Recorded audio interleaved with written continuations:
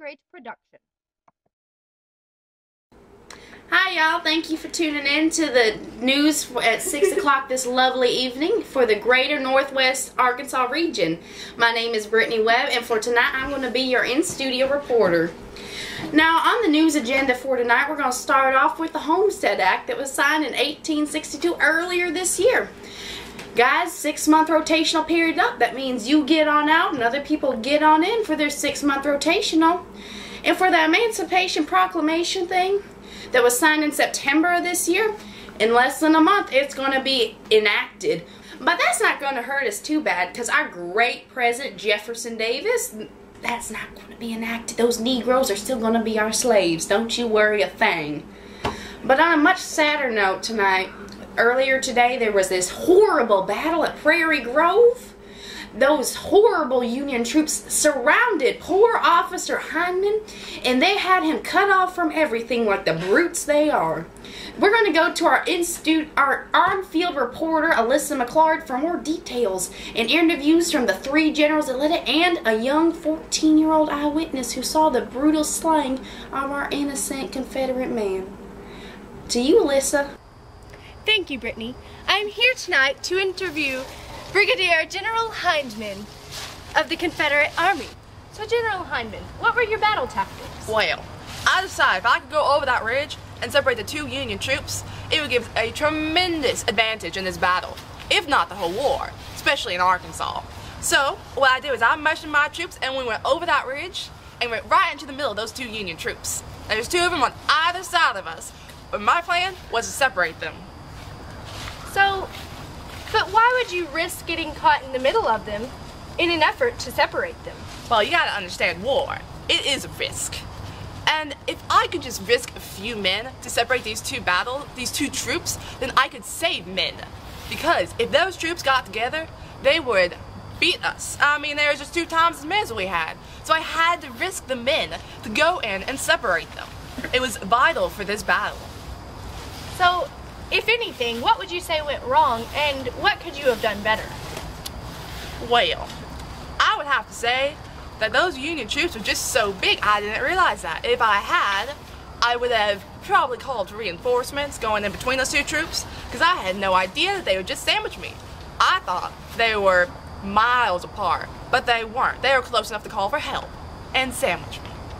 So, General, what are your opinions on the personal destructions of this war? Well, I would say that those farmers have nothing to complain about. Sure, they lost a few crops, but their lives were spared. If it had not been for us, the whole region could be what the heck are you doing, you scoundrels? I'm in the interview. The whole region would have been under Union control, and we all know what that would mean. Thank you very much, General Hindman. Back to you, Brittany. Thank you, Alyssa. Now we're going to cut to the 2 Union generals and see what they had to say about their brutish and uncalled for tactics about surrounding our poor General Hindman. So back to you, Alyssa. Yes, and I am now here with the Union General Blunt. So, General Blunt, what did you do when you received the call for help? Well, I immediately went to go help Heron because he obviously needed some aid, and I knew that we could help him in, defeating Hindman. So, in defeating Hindman, what was your plan? We were going to get together and surround him because he was trying to drive us apart, but he couldn't. We got together and defeated him. Would you consider this a win or a draw for the Union Army? For the Union Army, this was definitely a win. The Confederates, they had no chance. 2 armies against 1, not possible. And one last question before we leave. What are your opinions on the personal destruction of this battle? Hindman really had it coming to him. The personal destruction shouldn't be blamed on us because we were protecting the Union Army. Hindman shouldn't have attacked because he obviously destroyed the land himself, so he brought it upon himself. But it's kind of good for us, so. Thank you, General. Back to you, Brittany. Thank you so much, Alyssa. Once again, now this is the best part of this story. We're going to go and see the accounts of a young 14-year-old girl who witnessed this whole terrible ordeal. Bless her dear little heart, we're going to have to check in and make sure and have a first-hand account of what she saw. Alyssa, this is going to go back to you one more time, darling. Yes, thank you, Brittany. I'm here with little Julia West Piatt. Miss Piatt, would you please tell us what you witnessed? It was horrible. All my friends and everyone I knew was just lying there on the battlefield. They were fighting for their lives. They were so brave. So very brave.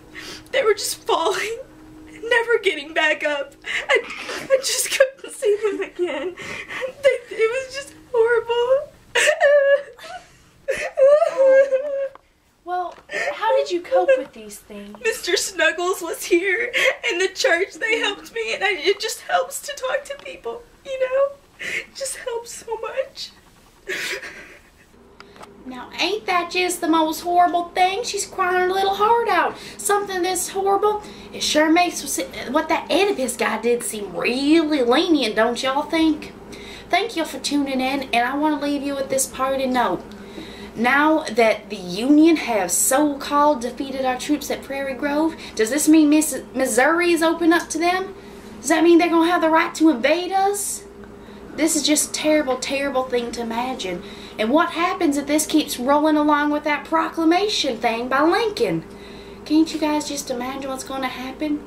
We need y'all's support. You guys need to come out and join your militia. They're getting slaughtered left and right like sheep. We need you out here. Otherwise, we're going to fall to that horrible Union force. I'm going to have to say goodnight for this evening, but y'all tune in tomorrow morning for some news on what happens later on tonight. Cannons bursting in an open field. Frostbite nipping at your toe. Blood that once flowed has now congealed, and now you're stealing dead men.